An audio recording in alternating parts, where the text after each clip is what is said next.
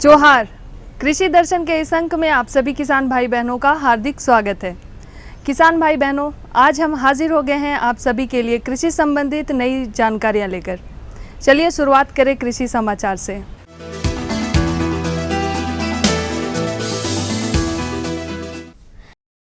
नमस्कार, कृषि समाचार में आपका स्वागत है।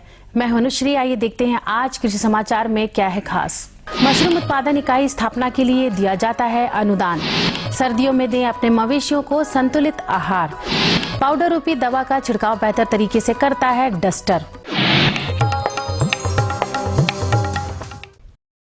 राज्य के किसान मशरूम उत्पादन से संबंधित कोई भी इकाई लगाना चाहते हैं, जैसे मशरूम उत्पादन इकाई, स्पॉन उत्पादन इकाई या कंपोस्ट उत्पादन इकाई, तो उनके लिए झारखंड राज्य बागवानी मिशन की एक लाभकारी योजना है। इस योजना के तहत इन इकाइयों की स्थापना के लिए परियोजना लागत का 40% राशि लाभुक को अनुदान स्वरूप दी जाती है। पशुओं के बेहतर स्वास्थ्य के लिए जरूरी है कि हम मौसम के अनुसार उनके खान पान में परिवर्तन लाएं। वर्तमान समय चल रहा है सर्दियों का। इस समय अपने दुधारू पशुओं को क्या क्या और कितनी मात्रा में खिलाएं ताकि उनका स्वास्थ्य भी ठीक रहे और वे दूध उत्पादन भी सही मात्रा में दें। सब्जियों की खेती करने वाले किसान वर्तमान समय में फ्रेंच बीन की फसल लगा सकते हैं। फ्रेंच बीन की अच्छी उपज पाने के लिए अर्का गरिमा नामक प्रभेद लगाना बेहतर होगा। यह प्रभेद झारखंड के वातावरण के अनुकूल है और अच्छी उपज प्रदान करती है। फ्रेंच बीन की फसल से अच्छी उपज पाने के लिए इस समय किसान फ्रेंच बीन की अर्का गरिमा नामक प्रभेद लगा सकते हैं। वर्तमान समय में इसकी बुआई की जा सकती है। 25 से 30 किलोग्राम बीज प्रति हेक्टेयर के दर से बुआई कर एवं उचित कृषि कार्यों को करके लगभग 125 से 130 क्विंटल उपज प्राप्त किया जा सकता है। फरस बीन की खेती करने हेतु अगर हमारे किसान भाई अच्छे किस्म का इस्तेमाल करना चाहते हैं तो इसके लिए हमारे किसान भाई अर्का गरिमा का इस्तेमाल कर सकते हैं। जिन किसान भाइयों ने श्री विधि द्वारा धान की बुआई की है, उन्हें बेहतर पैदावार के लिए इस समय कुछ विशेष कृषि कार्य करने की आवश्यकता होती है।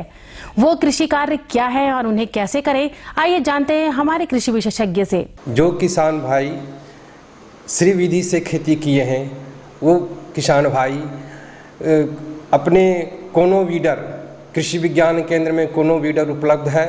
किसान भाई कोनो वीडर से श्री विधि खेती का निकाई कोड़ाई करें। निकाई कोड़ाई करने से बहुत ही फ़ायदा होगा, उपज में वृद्धि होगी, कीड़े मकोड़े नहीं लगेंगे।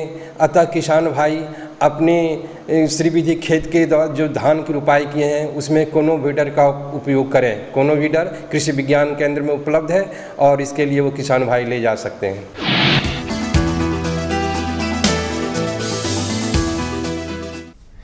कीटों और रोगों के नियंत्रण के लिए फसलों पर दवा का छिड़काव करना होता है। पाउडर रूपी दवा के छिड़काव को बेहतर तरीके से करने के लिए कृषक इस डस्टर नामक उपकरण का इस्तेमाल कर सकते हैं। इस उपकरण का नाम है डस्टर। फसलों पर लगने वाले कीट व्याधियों के नियंत्रण के लिए दवा का छिड़काव आवश्यक होता है। फसल पर पाउडर रूपी दवा के छिड़काव को आसानी से करने के लिए किसान बंधु इस उपकरण की सहायता ले सकते हैं। इसके इस्तेमाल से दवा बर्बाद नहीं होती और पूरे फसल पर समान रूप से फैलती है।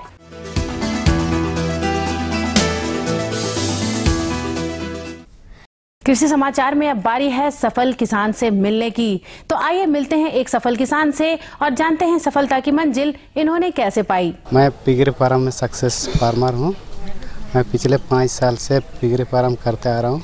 हमारे पास TND नस्ल वेराइटी का फिगर सुकर है, जिसे हमने फिगर फार्म में जिला स्तर से अवार्ड भी मिला मुझे। तो फिगर फार्म में और भी आगे करना जा रहा हूँ और अन्य किसानों को भी इस फिगर फार्म में जोड़ने का कार्य किया हूँ। और अब एक नजर राज्य के कुछ प्रमुख शहरों के मौसम के मिजाज पर। आज राज्य के कुछ प्रमुख शहरों के तापमान इस प्रकार दर्ज किए गए। रांची अधिकतम 28, न्यूनतम 15 डिग्री सेल्सियस। देवघर अधिकतम 32, न्यूनतम 17 डिग्री सेल्सियस।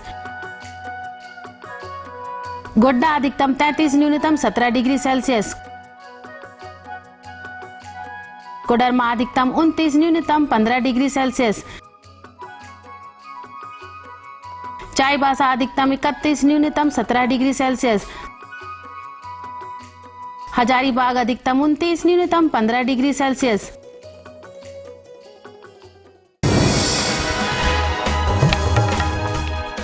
और अब मंडी भाव में आइए नजर डालते हैं अनाजों के भाव पर। राज्य की खाद्यान्न मंडियों में पिछले कुछ समय से चली आ रही तेजी में बदलाव की स्थिति देखने को नहीं मिल रही है। मूल्यविदों के अनुसार दलहनी अनाजों के भावों में अचानक आए उछाल में नरमी की संभावना है। उधर सब्जी मंडियों में भावों को लेकर तेजी की स्थिति बनी हुई है। वहीं आज भी के कुछ प्रमुख अनाजों के भावों पे नजर डालें तो वे इस प्रकार रहीं। चावल मध्यम न्यूनतम 2500, अधिकतम 3100 रुपए। चावल उत्तम न्यूनतम 3000, अधिकतम 4500 रुपए। गेहूं न्यूनतम 1800, अधिकतम 2300 रुपए। दाल अरहर न्यूनतम 10100, अधिकतम 11400 रुपए। दाल मसूर न्यूनतम 6900, अधिकतम 7600 रुपए। दाल चना न्यूनतम 4600, अधिकतम 5100 रुपए। सरसों तेल न्यूनतम 9150, अधिकतम 10100 रुपए। आलू न्यूनतम 1250, अधिकतम 1800 रुपए। और प्याज न्यूनतम 900, अधिकतम 1250 रुपए। कृषि समाचार में आज इतना ही। अगले दिन अगले अंक में फिर मुलाकात होगी कुछ ताजा तरीन खबरों के साथ। तब तक के लिए दीजिए इजाजत। नमस्कार, जोहार।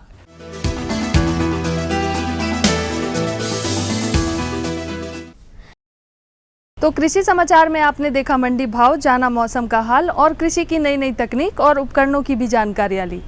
आगे जानकारियों का सिलसिला बढ़ाएंगे, लेकिन उससे पहले लेंगे एक छोटा सा विराम। तब तक आप देखिए ये संदेश।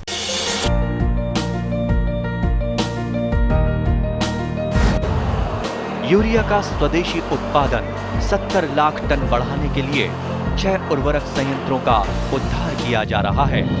FCIL के गोरखपुर, सिंदरी, तलचर और रामागुंडम संयंत्र, HFCL की बरौनी इकाई और BVFCL की नामरू फोर्थ। सोने पर सुहागा ये है कि देश में अब बनेगा सिर्फ नीम लेपित यूरिया, क्योंकि इससे होगा किसानों का फायदा ही फायदा।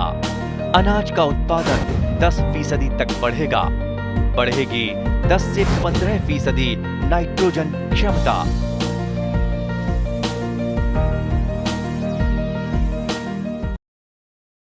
ये लो और बताओ। बस। अरे ये क्या भैया जी, बस इतनी सी रासायनिक खाद? किसानी छोड़ रहे हो क्या? किसानी नहीं, नादानी छोड़ रहे हैं। मिट्टी की जांच कराई है।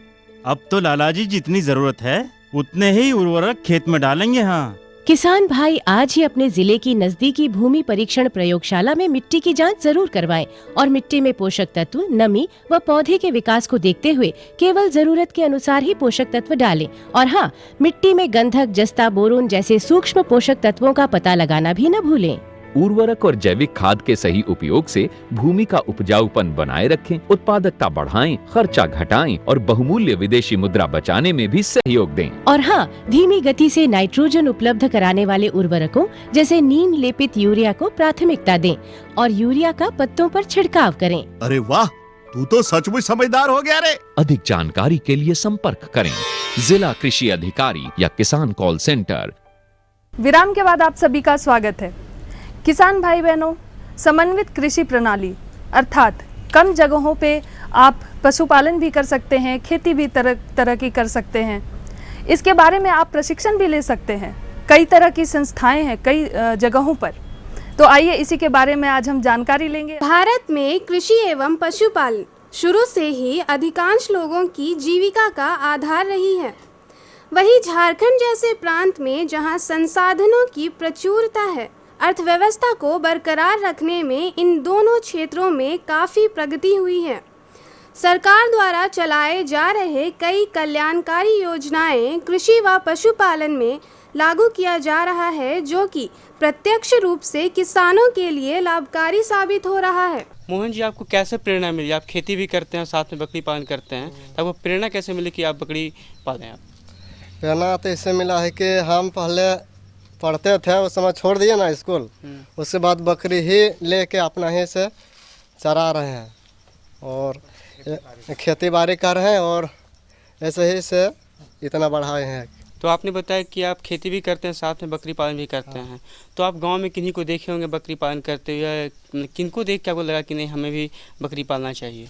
एक ठो आया था रांची से, ये मुखिया के घर में रखता था बकरे, तो हम सोचे कि जब उतना दूर से बकरी पालन जब यहाँ के कर रहा है किराया घर में, तो कहने हम भी करें, और उसी से एक ठो बकरा लिए थे और मेरा ये करवाए थे, तो उसी से मेरा बढ़ गया है। खेती के साथ साथ पशुओं में बकरी, मुर्गी, बत्तख, भेड़ का पालन छोटे स्तर पर व्यवसाय के रूप में किसानों के बीच काफ़ी लोकप्रिय हो रहा है।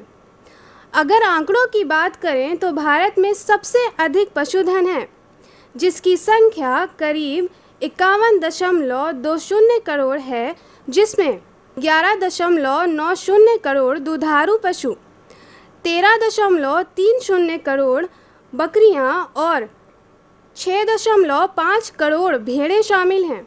हम सोचे कि जब खेती तो करबे करते हैं तो साथ साथ में क्यों बकरी पालन भी करें। अच्छा, खेती में क्या क्या करते हैं? धान करते हैं, टमाटर, बैगन और आलू, यही खेती करते हैं। खेती करते हाँ, सब्जी खेती करते हैं।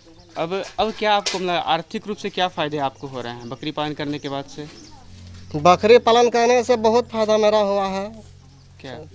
जैसे कि घर भी बना लिए, कुछ एक ठो गाड़ी लिए थे लोन किस्त में, टेम्पो भी किस्त पूरा कर दिए हैं। ऐसे होता रहता है कुछ कुछ काम घर में। यह क्षेत्र भारत के कृषि जीडीपी में 25% का योगदान करता है। झारखंड प्रदेश की राजधानी रांची के अनगढ़ा प्रखंड में किसानों को पशुपालन से जोड़ने के लिए खास तरीके से प्रशिक्षण दिया जा रहा है, जिससे वे कम लागत में छोटे स्तर पर व्यवसाय की नींव रख आत्मनिर्भर बन सकें। निःशुल्क प्रशिक्षण प्राप्त कर कई किसान पशुपालन से जुड़ चुके हैं। गर्मी ख़त्म होने के बाद उसको पीपिया का टीका लगता है, वो लगवाते हैं, और जब वाटर लेटरिंग होता है और नाक से सीता निकलता है ना, उसका भी दवा देना पड़ता है। तो बगले में डॉक्टर है, उसको बुलाते हैं, चमघटी में डॉक्टर है, उसी से सुई दवाई करवाते हैं, और नहीं तो ब्लॉक से शर्मा डॉक्टर है, उसी को बुलाते हैं। रख रखाव कैसे करते हैं? उनके रखने का स्थान कैसा होना चाहिए? हवादार होना चाहिए, साफ होना चाहिए? हम लोग तो जहाँ घुसाते हैं रात को वहाँ तो ढलाई कर दिए हैं, स्लैब बैठा दिए हैं, और यही देखे ही सूखा में रखते हैं। सही सरकार द्वारा चलाए जा रहे इस कार्यक्रम से कई लोग जुड़ रहे हैं। पशुपालन से संबंधित तकनीकी से लेकर बुनियादी बातों का यहाँ के प्रशिक्षक आसानी से लोगों तक अपनी बात पहुँचाते हैं। बकरी तथा मुर्गी पालन संबंधी समस्याओं को सुनकर यहाँ के प्रशिक्षक लोगों को सरल उपाय बताते हैं, जिससे लोगों को सुविधा अनुसार अपने पशुधन पालन करने में कोई समस्या नहीं आती है। इसी गांव की एक और महिला हैं जो बकरी पालन और खेती साथ साथ करती हैं और अपने आय को बढ़ा रही हैं।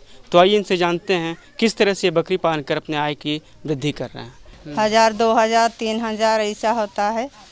बेचते हैं बच्चे से पढ़ाई लिखाई में, और जो आर्चरी जाती है वहाँ भी लगता है। महीना में कभी 500 लगता है, कभी 1000 रुपया, कभी 3000 रुपया भी लगता है।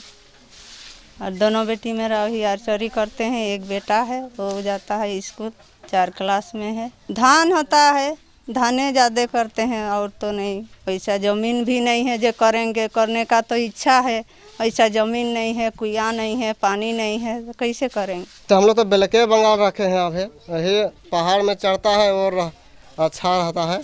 और जैसे कि जमुना पार्क रहता है ना, वो सब थोड़ा ऊंचा होता है, लेकिन के वो सब जंगल में उतना चढ़ नहीं पाता है। वो सब के ज़मीन के लिए चढ़ने के लिए है। अभी तो 40 है, और उसी से मतलब बेचते बेचते टेम्पो खरीदे थे, बाज़ार में लेके बेचते हैं, और पैसा जमा करते करते टेम्पो खरीदे। उसके बाद अभी टेम्पो भाड़ा में दे दिए हैं, और अभी है 40 बढ़ते मतलब गिराता है ना, उसके बाद बेच देते हैं। बड़ा होता है खस्सी, जैसे 3 साल 2.5 साल में होता है, 2 साल में जैसा खस्सी बढ़ता है वैसा बेच देते हैं।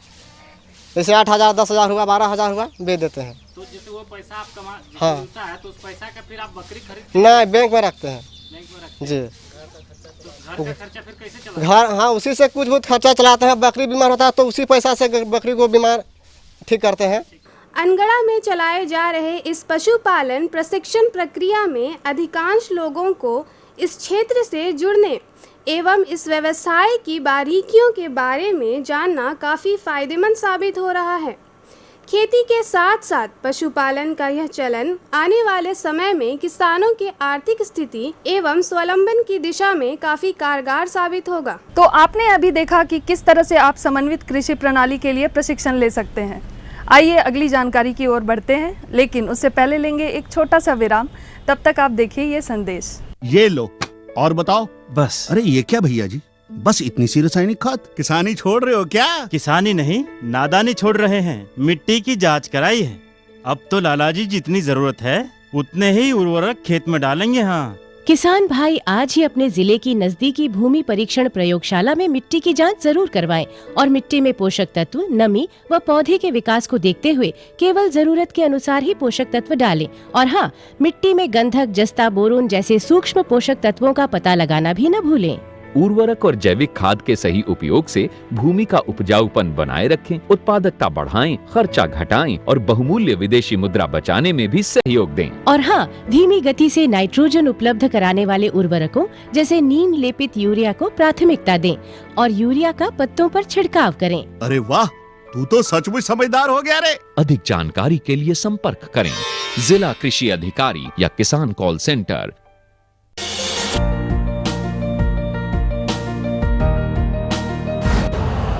यूरिया का स्वदेशी उत्पादन 70 लाख टन बढ़ाने के लिए 6 उर्वरक संयंत्रों का उद्धार किया जा रहा है। FCIL के गोरखपुर, सिंदरी, तलचर और रामागुंडम संयंत्र, HFCL की बरौनी इकाई और BVFCL की नामरू फोर्थ। सोने पर सुहागा ये है कि देश में अब बनेगा सिर्फ नीम लेपित यूरिया, क्योंकि इससे होगा किसानों का फायदा ही फायदा। अनाज का उत्पादन 10% तक बढ़ेगा। बढ़ेगी 10 से 15% नाइट्रोजन क्षमता।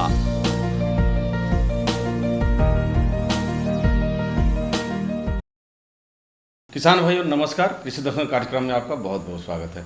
किसान भाइयों, कृषि दर्शन की टीम आज कृषि विज्ञान केंद्र साहिबगंज में है और आज हमारे साथ बातचीत करने के लिए हैं यहीं के प्रधान और वरीय वैज्ञानिक डॉक्टर A.K. झा। ये हमें जानकारी देंगे। आप तो विभिन्न प्रकार की खेतीबाड़ी करते हैं, धान की, अनाज की फसल उगाते हैं, फल की फसल उगाते हैं, सब्जी की भी खेती करते हैं, लेकिन उस सब से हटकर फूल की खेती, अगर गेंदा फूल की व्यवसायिक खेती की जाए और इससे किस प्रकार का लाभ आप ले सकते हैं, आइए इसी विषय पर जानकारी हासिल करते हैं डॉक्टर साहब से। डॉक्टर साहब, सबसे पहले आपका हमारे कार्यक्रम में बहुत बहुत स्वागत है। डॉक्टर साहब, आज का हमने विषय चुना है कि गेंदा फूल की व्यवसायिक खेती कैसे की जाए और कैसे अन्य फसलों से इससे ज़्यादा लाभ लिया जाए। तो सर्वप्रथम हमारे किसान भाइयों को बताइए कि गेंदा फूल की खेती के लिए सर्वप्रथम क्या कार्य करें वो। किसान भाइयों, हम लोग अभी अनुभव कर रहे हैं कि अनाज फसल का उत्पादन, उसमें लागत मूल्य दिनों दिन बढ़ते जा रहा है और हमारी जो आमदनी है वो कम होते जा रही है। दूसरी तरफ हम लोग बात करते हैं कि हमारे किसान भाई जो हैं वो आत्मनिर्भर बने, उनका जो उत्पादन हो वो सस्टेनेबल हो और उनकी रोज़मर्रा की जो आवश्यकता है उसकी पूर्ति करें। इसके साथ में ही फसल विविधीकरण के बारे में भी हम लोग बात करते हैं। अतः आज के परिप्रेक्ष्य में ज़रूरत है कि अनाज उत्पादन के साथ साथ हम लोग फूलों की व्यावसायिक खेती करें और इसमें गेंदा फूल जो है उसकी व्यावसायिक खेती आसानी से की जा सकती है। किसान भाइयों, हम लोग जानते हैं कि फूलों का महत्व साज, श्रृंगार, सजावट इत्यादि हमारे कई सारे रीति रिवाजों में होता है। तो हम लोग आज ये चर्चा करेंगे कि हम लोग व्यावसायिक फूल की खेती कैसे करें। तो सबसे पहले आपको मैं बताना चाहूँगा कि 2 प्रकार का गेंदा जो है वो उपयुक्त है हमारे क्षेत्र के लिए। एक है अफ्रीकन गेंदा और दूसरा है फ्रेंच गेंदा।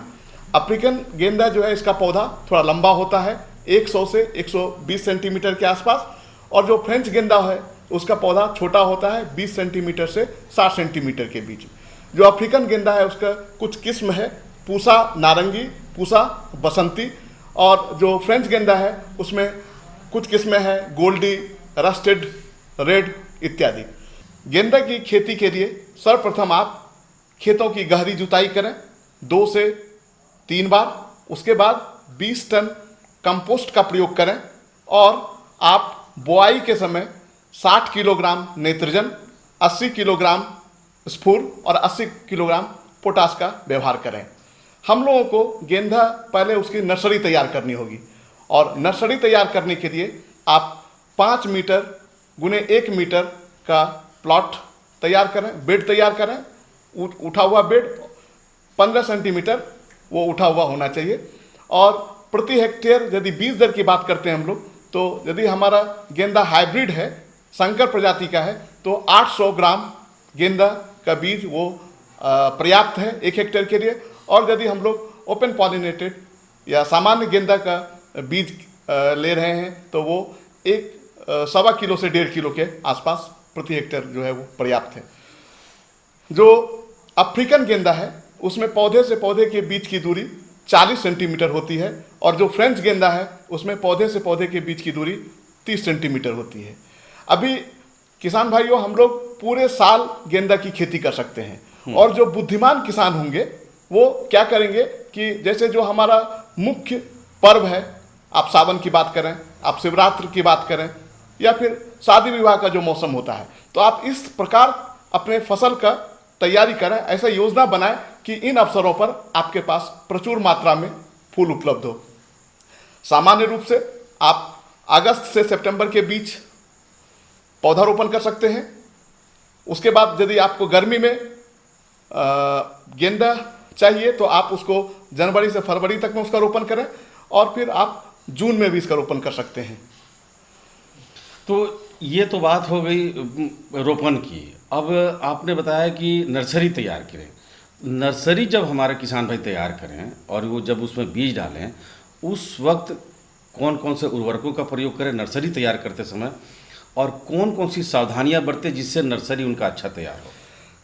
किसान भाइयों, यहाँ पर मेरा सलाह होगा कि नर्सरी में आपको बहुत ज़्यादा रासायनिक उर्वरक नहीं डालना है। आपके पास जो भी जैव स्रोत के खाद है, कंपोस्ट है, उसका आप प्रयोग करें। और जो रासायनिक उर्वरक का मात्रा मैं बताया था कि 60 किलोग्राम नेत्रजन, 80 किलोग्राम स्फूर और 80 किलोग्राम पोटास, वो बुआई के समय, और 60 किलोग्राम नेत्रजन जो है वो आपको खेतों में प्रयोग करना है 30 दिन के बाद।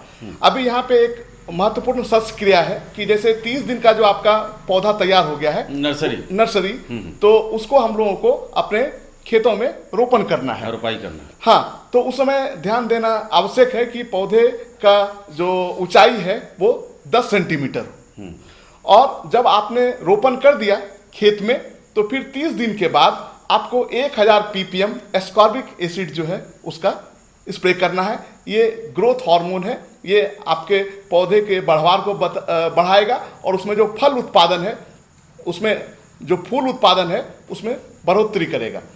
अभी 30 दिनों के बाद आपको पिचिंग करना है। पिचिंग का मतलब हुआ कि जो कोमल तना है गेंदा के पौधे का, उसको आपको तोड़ देना है। ऐसा करने से क्या होगा कि शाखाएं बहुत ज़्यादा निकलेंगी और जितनी शाखाएं निकलेंगी उतना फूल का उत्पादन होगा। तो फूल ये में देखा गया है, जब हमारे किसान भाई फूल की खेती तो कर लेते हैं, लेकिन अहम और सबसे बड़ी बात है कि इसका मार्केटिंग।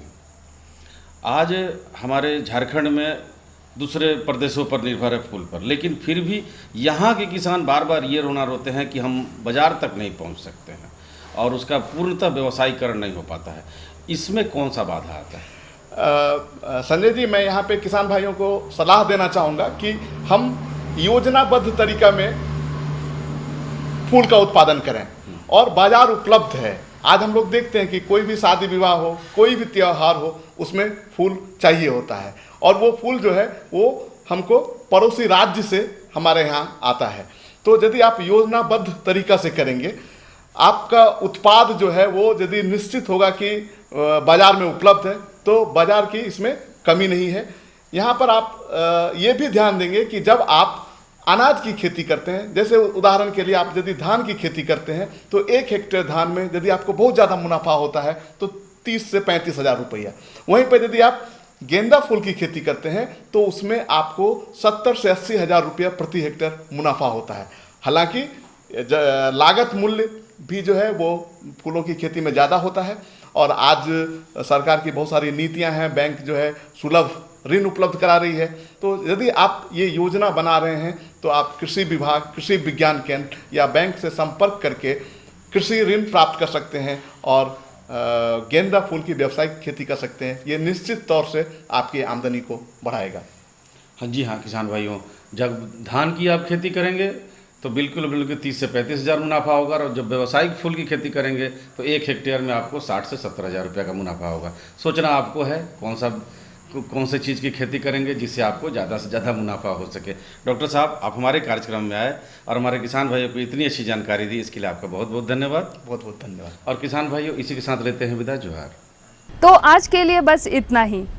आशा करते हैं कि आज की जानकारियों से आप अवश्य ही लाभ उठाएंगे। तो जाते जाते आप हमारा पता लिख लें, जिससे आप हमें खत भी लिख सकते हैं। हमारा पता है कार्यक्रम कृषि दर्शन, कृषि प्रकोष्ठ, द्वारा केंद्र निदेशक, दूरदर्शन केंद्र, रातू रोड, रांची, और पिन संख्या है 834001। तो इसी के साथ आप हमें दीजिए इजाज़त। जोहार।